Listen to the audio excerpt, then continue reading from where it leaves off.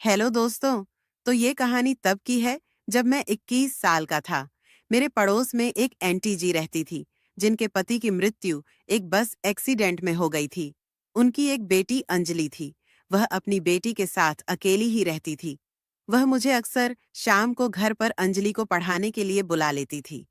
अंजलि अभी 9वीं क्लास में थी और वह बहुत ही खूबसूरत थी। मेरी नज़र हमेशा अंजलि पर टिकी रहती थी। उसकी हंसी और खूबसूरती मुझे भा गई थी। एक दिन ऐसे ही मैं उसको पढ़ाने के लिए गया हुआ था।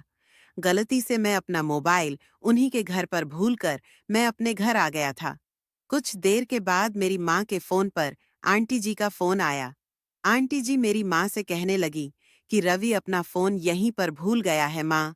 मुझे मेरी लापरवाही के लिए डांटने लगी। जब मैं उनके घर पर अपना फोन वापस लेने के लिए पहुंचा तो अंजलि की माँ अपने आप ही मुस्कुरा रही थी। मेरे हाथ में फोन पकड़ा हुए बोली, रवि तुमने अपने में तो फोन में मूवी तो बहुत अच्छी अच्छी रखी हुई है। मेरे बहुत सारी फिल्में थी, लेकिन आंटी कौन सी फिल्मों की बात कर रही थी ये मुझे पता नहीं चल रहा था। फिर इस बात को पक्का करने के लिए मैंने अनजान बनकर उनसे पूछा, थैंक यू आंटी, मगर आप कौन सी मूवी की बात कर रहे हो? मेरे फोन में तो बहुत सारी मूवी रखी है। वो मुस्कुरा कर बोली, वो वाली आंटी, मैं समझा नहीं। ज्यादा भोला मत बन। तेरी माँ को बताऊंगी तो सब याद आ जाएगा। मैंने तुरंत बात को संभालने की कोशिश करते हुए कहा, नहीं आंटी, आप गलत समझ रही हैं। मैं अपने फोन में कोई भी गलत मूवी नहीं रखता हूँ। आप माँ को कुछ मत कहना, मैं ये सब डिलीट कर दूंगा। आंटी बोली, अरे डरो नहीं, कुछ नहीं कहूंगी तेरी मम्मी को। मैं तो बस मजाक कर रही थी। अच्छा, ये बताओ कि प्रेमिका है? मैंने कहा, नहीं आंटी, अभी तक तो कोई नहीं है। आप मोबाइल दे दो। मेरा मोबाइल मेरे हाथ में देते हुए वह बोली, फोन में लॉक लगाकर रखा करो। मैंने कहा, ठीक है आंटी।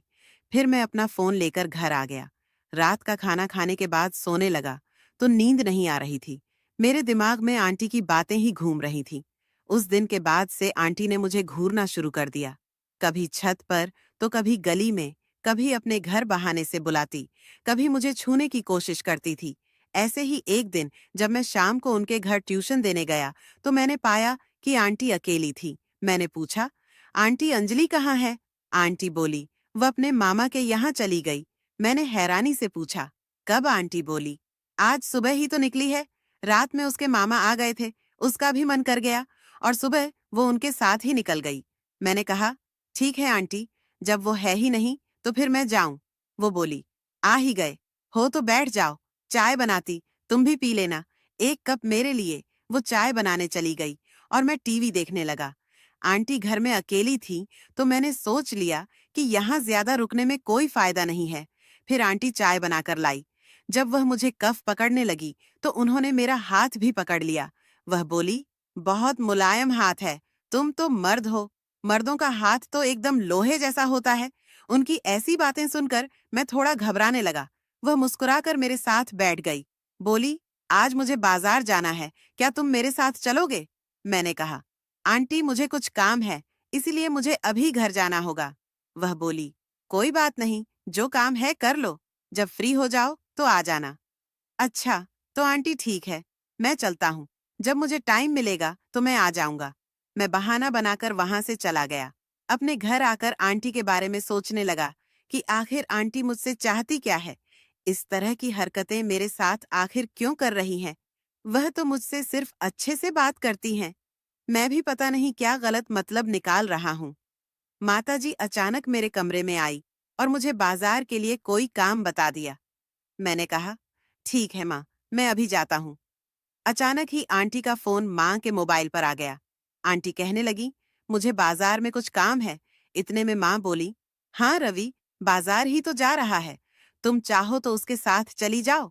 मैं आंटी के साथ जाना नहीं चाहता था, लेकिन माँ के कहने पर मुझे मजबूरन जाना पड़ा। वह मुझे देखकर मुस्कुरा रही थी। मैं भी उन्हें देखकर झूठी हंसी हंसने लगा।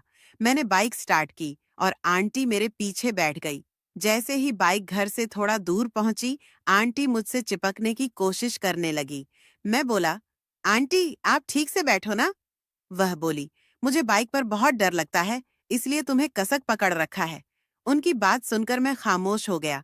पूरे रास्ते वह मुझसे इसी तरह चिपक कर बैठी रही, लेकिन मैं कर भी क्या सकता था। थोड़ी ही देर में हम मार्केट पहुंच गए। मैंने कहा, आंटी, आपको जो भी सामान लेना है, ले लो। मैं भी अपनी सामान ले लेता हूँ। वह बोली, ज्यादा कुछ नहीं चाहिए, थोड़ा सा ही सामान है, तुम जाओ मत, मेरे साथ ही रहो। मुझे मजबूरन उनके साथ रुकना पड़ा। वह एक कपड़े की दुकान पर गई और वहां से नाइटी खरीदने लगी और बार बार अपने ऊपर लगाकर दिखाती और मुझसे पूछती, देखना रवि, ये मुझ पर कैसी लग रही है। मैंने कहा, आंटी, मुझे इस बारे में कोई जानकारी नहीं है। आपको जो अच्छी लगे ले लो। वो कहने लगी, क्यों, कल को तुम्हारी शादी होगी तो अपनी बीवी के लिए नहीं लाओगे? मैं उनकी बातों को सुनकर खामोश हो गया। फिर उन्होंने ने ब्लैक कलर की नाइटी पसंद की और उसे खरीद ली। मैंने कहा, आंटी, अंकल तो अब नहीं रहे, फिर आप यह पहनकर किसको दिखाओगी? वह बोली, अंकल, नहीं है तो क्या हुआ, मेरा क्या दिल नहीं है? मैं उनकी यह बात सुनकर थोड़ा मायूस हो गया और अपने आप में ही सोचने लगा।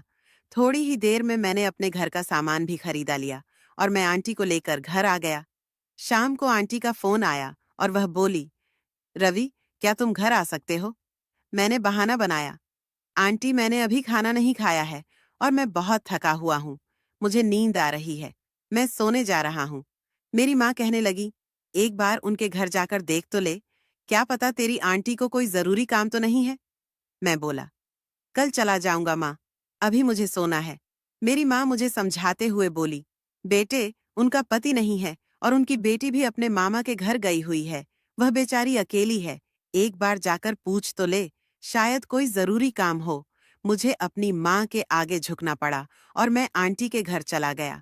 जैसे ही मैंने आंटी की डोर बेल बजाई, आंटी ने जल्दी से आकर दरवाजा खोला। उन्हें देखकर तो मैं हक्का बक्का रह गया।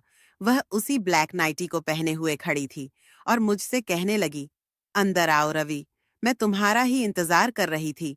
तुमने अपना फोन क्यों स्विच ऑफ किया था? मैं बोला, आंटी, मेरे मोबाइल की बैटरी डाउन हो गई थी। उन्होंने मुझसे बैठने को कहा और मैं सोफे पर बैठते हुए बोला, आंटी, आपको कोई जरूरी काम था? वह बोली, काम तो बहुत जरूरी है।